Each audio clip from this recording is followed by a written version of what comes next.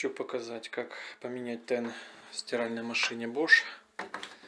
Вынимаем порошкоприемник, сюда нажимается.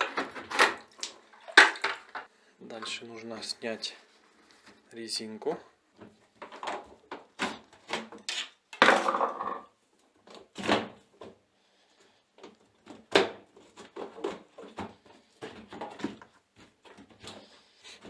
Вот так. Теперь нужно открутить здесь шуруп. Также вот он здесь. Вот эта панель сдвигается сюда вправо. Здесь саморез и здесь. Откручиваем.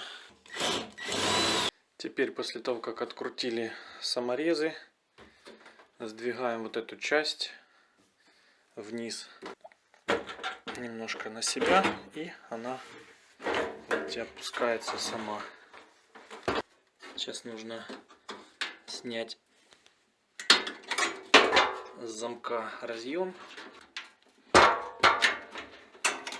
и вот мы получаем доступ к тену. Дальше все просто. Откручиваем гайку, снимаем все разъемы.